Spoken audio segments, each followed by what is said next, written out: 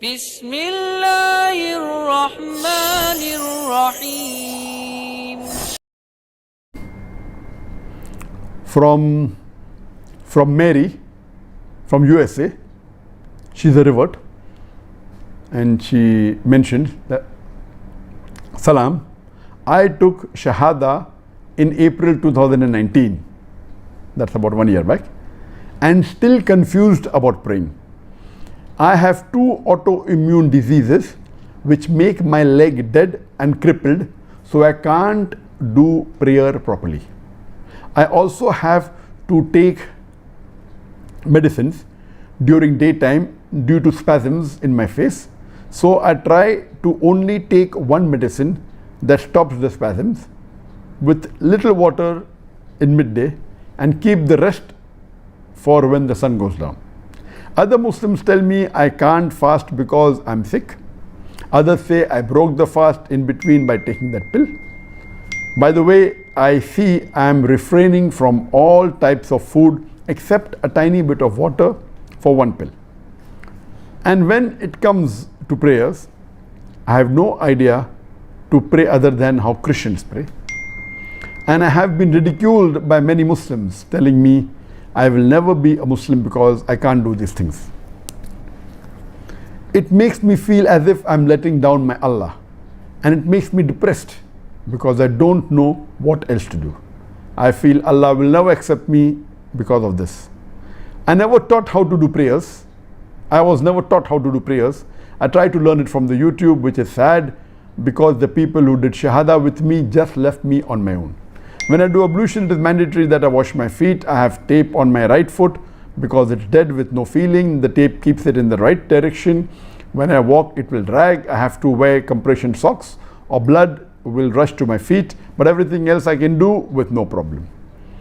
I would like to say Assalamu alaikum assalam to Sister Mary, and I'd like to welcome you to the fold of Islam, and may Allah subhanahu wa ta'ala forgive all your sins.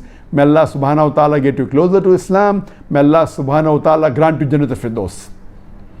There are basically 3 questions that you asked. One is regarding offering salah, the second is regarding wudu, and the third is regarding fasting. As far as the first question is concerned, that you don't know how to do proper salah, inshallah I will ask one of my colleagues to send you a book on salah. It is called The Prophet's Prayer by Sheikh Nasiruddin Albani. It describes the prayer in detail.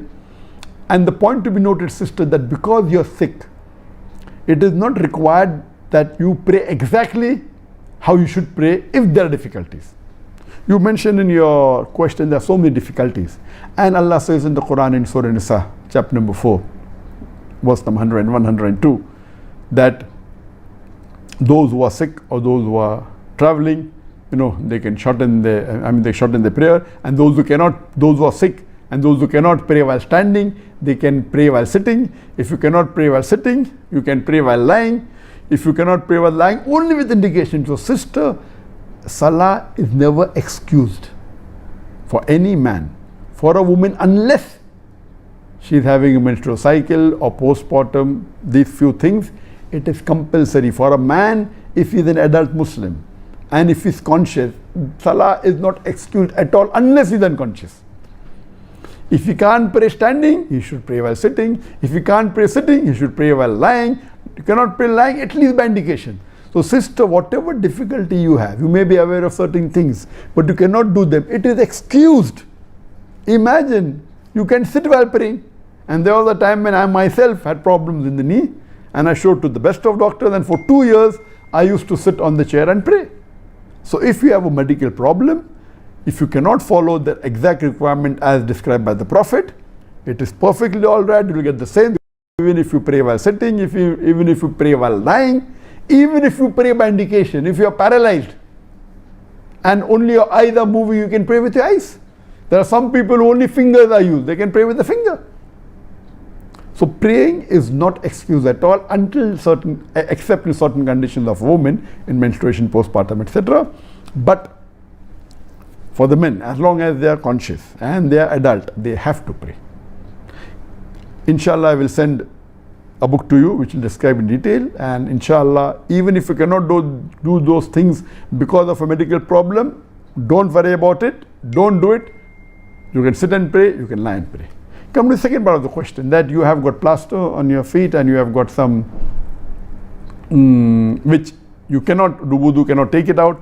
In this case is where if you are wearing a plaster because your feet is fractured, or if a medical problem and you cannot take them out, you can do masa over it.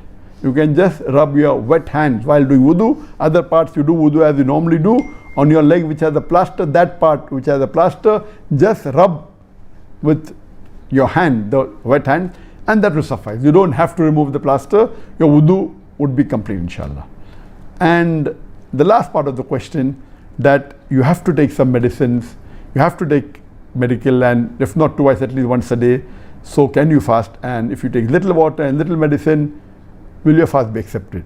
Sister, in certain situations where you cannot fast because of your illness, if the doctor says, okay, you can take the medicine early in the morning before you start the fast, and just immediately after you break the fast, and you can survive, mashallah, you can keep the fast. But the doctor says, no, you have to take it during daytime, maybe at midday.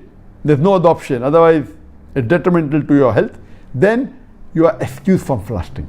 If you have a disease which is temporary, then you are excused for that time, and the moment you get well, you can compensate for the fast which you missed. But if you have a disease which is permanent and it will never be solved, then what you have to do, and you cannot fast later on, then what you do, you feed a person, a poor person, for every fast you miss. So if you miss the full month, the 29 days, 30 days, that many poor people you feed, so that you get the ajr, and believe me sister, you will get the full ajr of fasting. You don't have to go into trouble. Allah subhanahu wa ta'ala does not want to put difficulties into you. So if you cannot fast because of medical problem, Allah has given you a concession. Just feed a poor man for every fast you missed, and inshallah you'll get the ajr of fasting. Inshallah, your WhatsApp number has come onto the mobile. I will ask my wife inshallah to call you later on, and so that she can help you in other aspects of Islam. And whenever you're free, you're most welcome to call my wife. She'll be texting you soon. She'll speak to you inshallah, if not today, tomorrow, inshallah. And see to it that on one-to-one basis, if you have any queries on Islam, she will answer them. And mashallah, my wife is also, mashallah, very good in giving lectures, because she doesn't give generally in public. Therefore, less people have heard her. But mashallah, inshallah, she will help you to fulfill and follow as much of Islam as possible, sister. Jazakallah shukran. And I pray to Allah subhanahu wa ta'ala that may He put you in Jannat al-Firdaus, that even in this condition you accepted Islam and you am closer, inshallah. This will inshallah benefit you in this world as well as in the akhirah.